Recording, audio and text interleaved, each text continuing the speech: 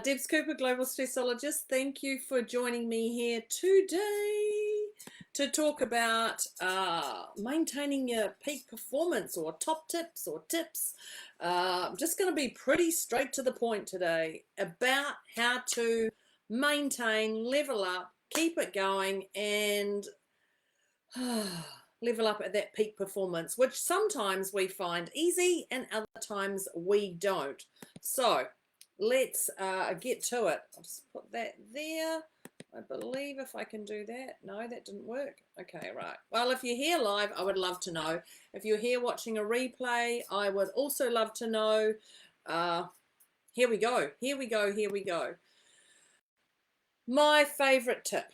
My favorite tip is, grab yourself a pen and paper or whatever you use to write on, because I'm clearly going to give you tips here. My favorite one, I think I'm going to say that at everyone, is you can't be at peak performance 24/7. You're like, but Deborah, you just said to me. And I went, no, I'm going to get you to maintain peak performance, but you cannot be at peak performance 24/7. It's like a computer. You've got to shut down. You cannot be, we have in New Zealand an Energizer bunny, and it's literally about the Energizer batteries. And they compare all these other batteries, and then this one battery just keeps going and going and going. I get it. I totally get that. And I would rather have an Energizer over a different brand that would deplete very quickly. But that Energizer bunny also must come down and rest and sleep and whatever it is, shut down, whatever you do with your computer, whatever you want to label it.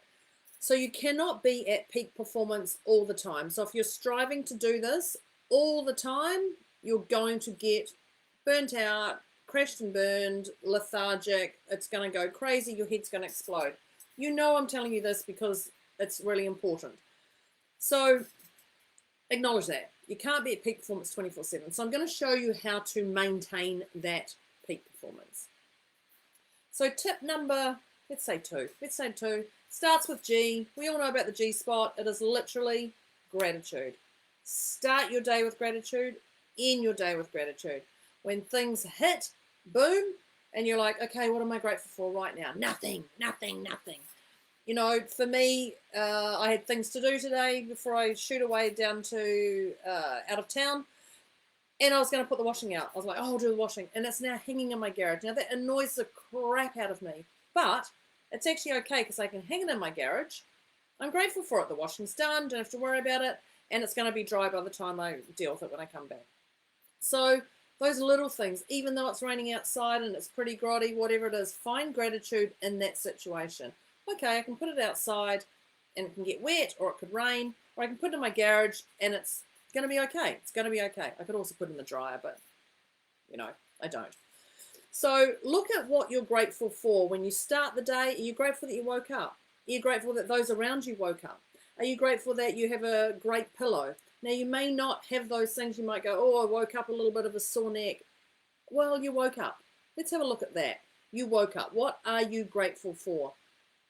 When you're at the end of the day, when you get into bed, this is a great one if you're struggling to sleep.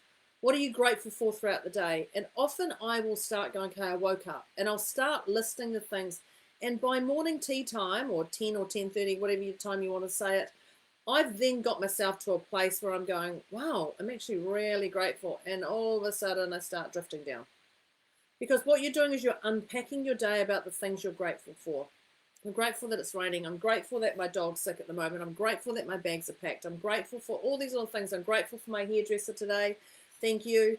I'm grateful for all these little things that are coming into my world. So start and end your day with the G spot, gratitude. The next one is one that I had to giggle actually at this morning, and this is prioritize. And this is prioritize your day. And you'll notice I say prioritize your day. The key word in there is definitely prioritize, but it's your day. It's whatever you put into your diary. So you're going to get yourself organized, basically. And for me, my phone is my go-to. Things are in there. I've got my notes, whatever it is. In fact, I was even talking to the plumber this morning, and he said, can I come over? And I went, no, it has to be next week. And he said, oh, can you text me? And I was like, yep, no problem. And so I put it into my diary to text him, to tell him I'm back, to come over and do this job. Now, why do I do that? Because if I just store in my head that I was going to, oh, the plumber hasn't come, the plumber hasn't come. No, you actually were going to text him. If I just store that in my head would be literally full of so much stuff. So you're getting it out of your head and you're prioritizing your day. So when I'm saying get organized, diary works for me. I can put it into my iPhone. It goes into my calendar. It goes into my other devices if I've got a device beside my lounge, so I can pull up my computer or anything if my phone's not with me. All those things. So I'm pretty organized in that area. As I say that, I'm probably going to have something today that's going to break down because that's how it does, because we're going to talk about the universe. But I'm pretty organized. I have clients on certain days.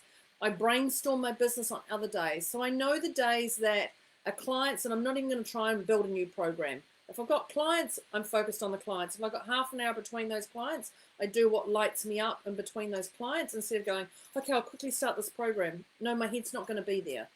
And then I also have my me days, and my me days are whatever it is for me.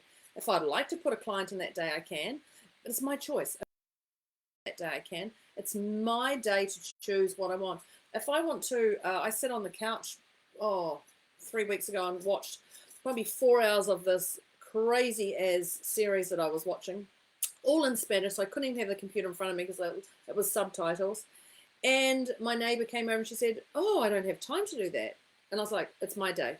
It's my day. I chose to do that. She's like, you have your own day? And I'm like, yeah, I prioritize my day. I block out my diary. I can still talk to people by text if I want, but it's my day to choose what I want. Now, you may not have a day, so put it maybe an hour, maybe put 30 minutes, whatever it is for you is your time that works for you. And I'm flexible. Just so you know, it's all about being flexible. So prioritize your day, because if you don't prioritize your day, crazy as stuff comes in and it distracts you from whatever's going on.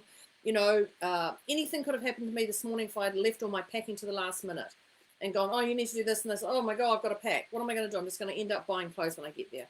So prioritize your day. Put those things that are important for you and have them done so you don't have to build this chaotic mind inside yourself. And the other one is nourish yourself. Nourish, nourish, nourish. And nourish it's a little bit different to the glitter bomb, because I'm going to bring in the glitter bomb. Nourish is whatever food feels right for you. Whatever drink feels right for you. So the other day I was like, oh, I just want something to eat. I don't know what I want. I can't think. It was lunchtime. It was actually past lunchtime. It was probably more 2:30, 2:45. And I'm like, what am I going to have? What am I going to have? And I went and actually got Thai food takeaways. Now, the reason Thai food, that's fine. Nothing wrong with Thai food. But it wasn't the standard what you'd have for lunch. I literally ate a full meal, but I didn't have to eat anything at night. And I felt good because I went, oh, great, this is filling me up right now. And dinner time, I think I had a piece of cheese, actually. I can't even think what I had. But it just allowed me, and it's what I needed at that time. I was craving that. So put that food in that you're looking forward to, that makes you feel good, for nourish yourself. If you eat meat, eat meat. If you don't eat meat, don't eat meat. If you eat dairy, dairy. If you're gluten, whatever it is, do what works right for you today. Because tomorrow, you might be eating something different, or you might want to eat something different. But don't beat yourself up. If you're going to go out and eat junk today, that's okay. Eat junk. Just try not to make yourself sick with how much junk you're going to eat. But be aware. Do something that nourishes you. Everything in moderation is what I think. And in the nourish yourself, I'm also going to bring in exercise. And exercise is not having to go for a 20K run. I'm not saying go out, if you don't exercise, don't go out and go on and try and do a 20K run. Just start with little things. Walk around the block. Do whatever it is that feels right for you. Just walk to the end of the street and back if you can't cope with anything. If you've got no time, if you've got to listen to something, put your headphones on and take your phone and just walk around the block. Block means the circuit for us in New Zealand. My doctor told me once, he said, how often do you walk? And I shared with him, and he said, okay, so at night he said, what do you like about walking? I said, I love when I go to other cities. I walk and look at all the shops in the windows, and I do this and I do that, and I just mince along. And he said, do you go into the shops? I'm like, no, I just look at the windows and go, wow, and then I walk to the next one. And he said, why are you not going downtown and walking up and down the streets?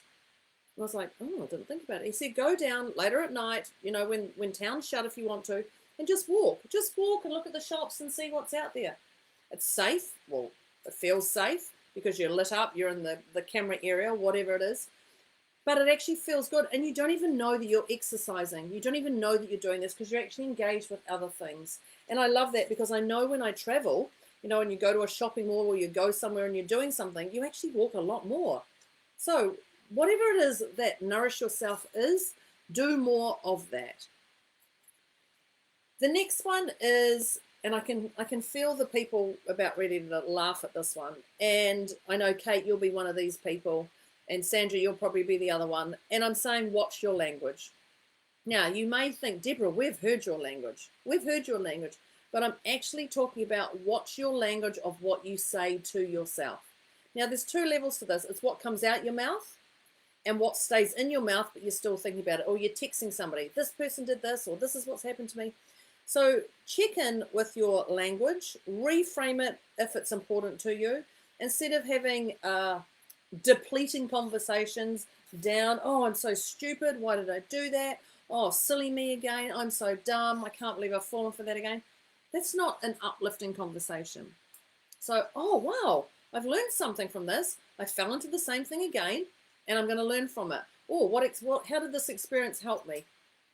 And so you're looking at changing that, reframing or changing that language to actually uplifting conversations, because the universe is always listening to you. And as I said, whether it's in here or whether it's in here, whatever way, the universe knows exactly what's going on. So whether you believe in the universe or not, don't believe it if you don't want to, but I'm telling you, watch your language. And that's not anything to do with swearing. So thanks, Kate.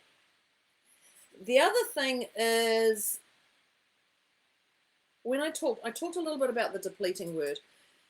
This is actually around keeping your energy tight around certain people or certain things. So I'm going to suggest that you stop watching or listening to things that take you down.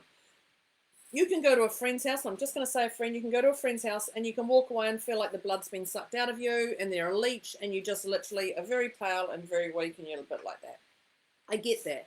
So is it actually in your best interest to go over and listen to that person moan about something? You know, they've been telling the same old story 8-10 years down the track. So you know the ones. So the people are the ones who talk over you. They give their opinion constantly.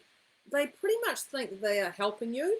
Some people think they're helping you, but actually they don't read the room. Let's get that clear. So if you're watching the media, we have a cyclone that hit recently, and we've actually now made, you know, we've had $4 million worth of donations financially, money-wise, that have come in. Like, they're pretty much hyping up the money coming in and where's it going to be spent over certain things. But the media is doom and gloom. We learned that from 2020. It's great to watch, but just be aware of yourself, the energy around you. There's media, there's social media, there's people who are close to you. There's people, you know, who you wouldn't even think would have an opinion about certain things, or people who are, you don't even know and they're on your social media and they keep coming in. Whatever it is, just have a look and go, how am I engaging with them? Is this actually uplifting me or depleting me? And for social media, snooze it. Snooze it. I know many, many, many entrepreneurs who don't even read the media. Don't even read the media. I'm pretty good that I can read the media and not let it attach to me, but I'm looking at it from a human behavior point of view. So pretty much I'm studying the media, how they're portraying things. And they do. They like a good screen grab. They like a good drama. That's what they're there for.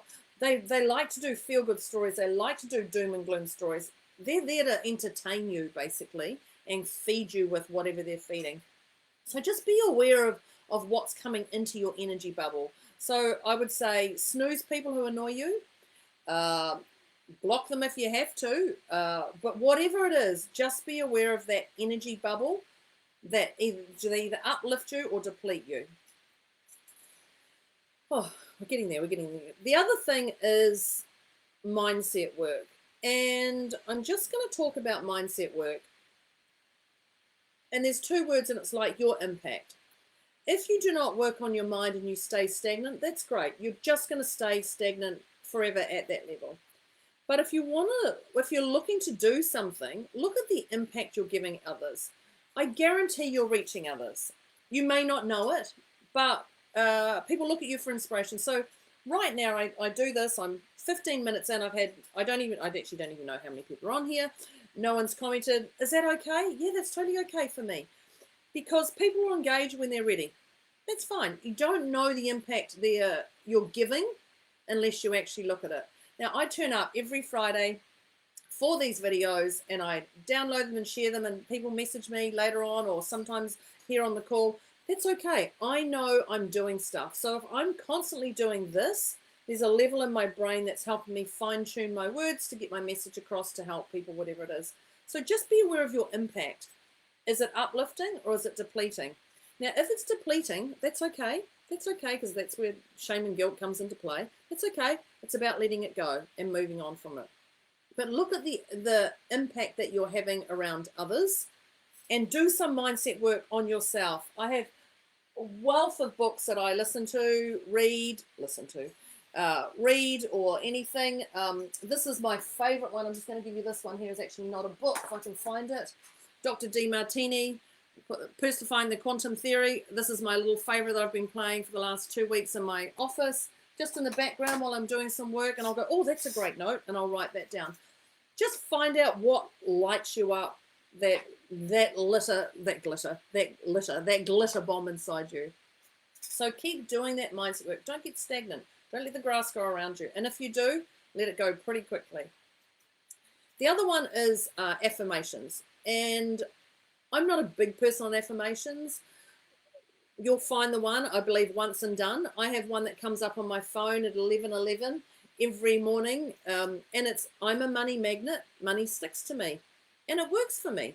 That's my only affirmation that I say every day. If I'm feeling like I'm dropping in my peak performance, I'll put another one in, whatever. So just, you don't have to do the affirmations every 2 minutes, every 5 minutes. You don't have to have the pingy elastic on your wrist to remind yourself that you're a good person. None of that stuff. Once and done. Believe in it. That's it.